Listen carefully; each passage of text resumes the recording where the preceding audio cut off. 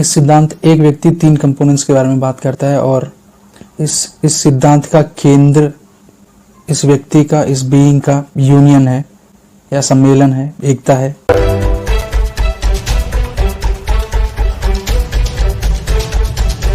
अब सभी को जय मसीह और नमस्कार।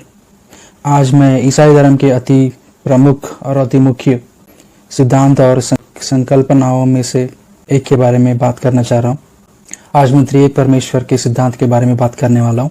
यहोवा परमेश्वर एक व्यक्ति है और वो एक व्यक्ति में मौजूद तीन व्यक्तिगत कंपोनेंट्स या इंडिविजुअल भाग है। जैसे कि आदमी के रूह और देह अलग अलग होता है, पर भी एक जिस तरह रहते हैं उसी तरह परमेश्वर यहोवा एक व्यक्ति है और तीन कंपोनेंट्स है। ये उनके स्वभाव है और वो तीन कंपोनेंट्स यही है, पिता, पुत्र और पवित्र आत्मा।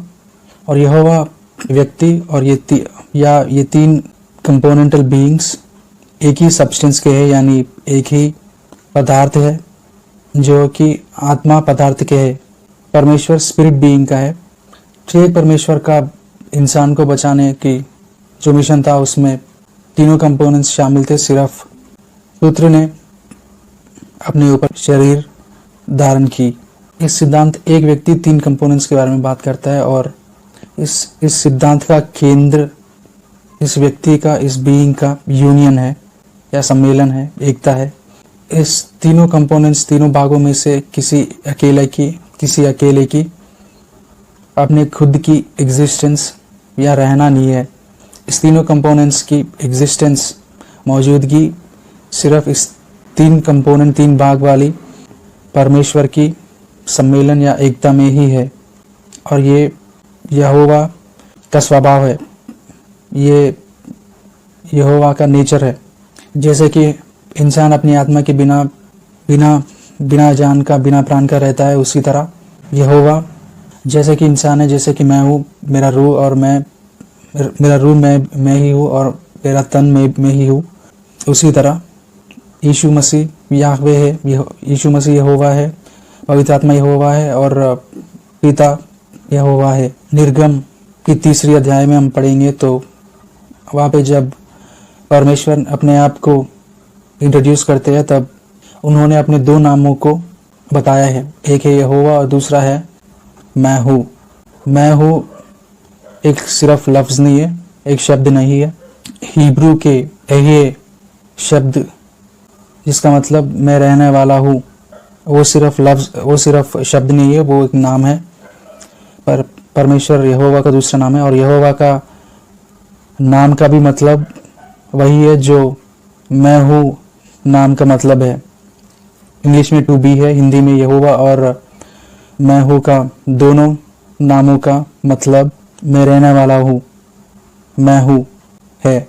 बाइबल के सिद्धांतों के एक संकल्पना के अनुसार त्रिएक सिद्धांत में रहने वाले तीनों यहोवा के तीनों व्यक्तिगत भाग और तीनों इंडिविजुअल कंपोनेंट्स अपने आप को मैं हूँ प्रकट करते हैं और दूसरे 2 मैं हूँ नाम धारणों से अलग होकर दूसरा मैं हूँ एग्जिस्टेंस में नहीं रहता है।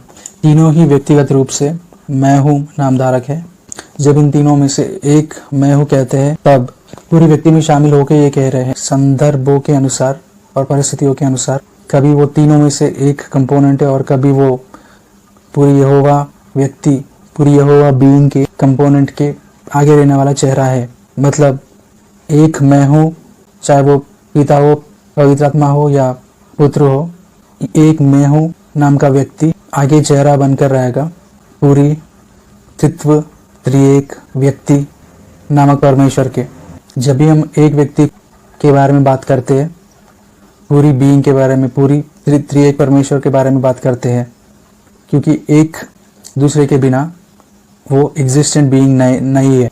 मैं इस व्यक्ति का या इस बीइंग का फेस ट्रिनिटी में इसके बारे में अलग से एक वीडियो बनाऊंगा, इसकी और डिटेल में एक्सप्लेनेशन कर सकूं। हर एक व्यक्ति व्यक्तिगत रूप से इस बीइंग का चेहरा बन सकता है, चेहरा बनकर अपने आप को प्रकट कर सकता है। अब चाहे पवित्र आत्मा को बुला रहे हैं, चाहे आप यहोवा को बुला रहे हैं, पवित्र आत्मा को चेहरा बन के आप पुत्र को बुलाइए, पूरी यहोवा को बुला रहे हैं, जिस संदर्भ में पूरी यहोवा की या फिर पूरी बीइंग की बात हो रही है। जब परमेश्वर ने आदमी की सृष्टि की, आदम की, और उसके बाद जब उसने पाप किया और मौत को पाया, अपनी रूह को और अपनी शरीर को मौत लाई, उसके बाद परमेश्वर का एक मिशन था, वो है इंसान को अपनी पापों की बोझ से उद्धार करना, और वो उद्धार अपने आप को प्रकट करने में, अपने नाम को प्रकट करने में, और उस नाम की प्रकट उसकी धार्मिकता, उसकी न्याय को रखते हुए क्रूस पर इंसान के प्रति, इंसान के बदले, इंसान की सज़ा पाके और मौत से जिला उठा जाने के बाद उस नाम की प्रकट प्रभु यीशु मसीह के नाम चेहरा होते हुए, यहोवा के चेहरा होते हुए, और उस नाम में पूरी संसार की उद्धारण प्रकट करने की परमेश्वर का सोच और मिशन था। और इस मिशन में निर्गमन 3 और उत्पत्ति 19वां अध्याय में हम देखेंगे दो चेहरों के बारे में परमेश्वर का यहाँ पे हम पढ़ सकते हैं। हम ये देख सकते हैं कि पुराना नियम में पिता आधिकारिक सिर और यहोवा का चेहरा रहा, और नया नियम में प्रभु यीशु की क्रूस पर मौत और मौत पर विजयी होने के बाद प्रभु यीशु मसीह संपूर्ण रूप से यहोवा का चेहरा अब तब से लेकर अब तक हमेशा के लिए रहेंगे। इस मिशन में पिता, पुत्र और पवित्र आत्मा के एक रोल्स रहे। पिता आधिकारिक चेहरा था, पुत्र पापों का बोझ उठाने, क्रूस पर मरने और मौत पे विजय पाने के लिए इस धरती पर आया है, और उसके बाद इन सब चीज होने के बाद, इन चीजों का पुत्र पूरा करने के बाद पवित्र आत्मा उस सुसमाचार की प्रकट करने का रोल रहा इसमें। इन सारी चीज को यहोवा अलग अलग समय में, अलग अलग परिस्थितियों में, अलग अलग अपनी कंपोनेंट्स या पिता, पुत्र, परमेश्वर में से एक को चेहरा बना के अपने आप को प्रकट करते हो और अपनी मिशंस को प्रत्येक रूप से सृष्टि में उद्धारण मनुष्यों के लिए लाने के लिए अपने आप को इस तरह प्रकट की है। और कंक्लूजन में, अंत में, यहोवा एक व्यक्तिगत तृत्व स्वाभाविक परमेश्वर है जिन्होंने इस संसार की सृष्टि की है। उसका स्वभाव है, उसका नेचर है ट्रायून कंपोनेंटल का। उन तीनों में से किसी एक का भी अलग अलग से अपना एग्जिस्टेंस नहीं है। ये हमेशा से यहोवा का नेचर या स्वभाव रहा। बहुत बहुत धन्यवाद, आपने इस वीडियो को देखा है। परमेश्वर हम सभी को आशीष दे।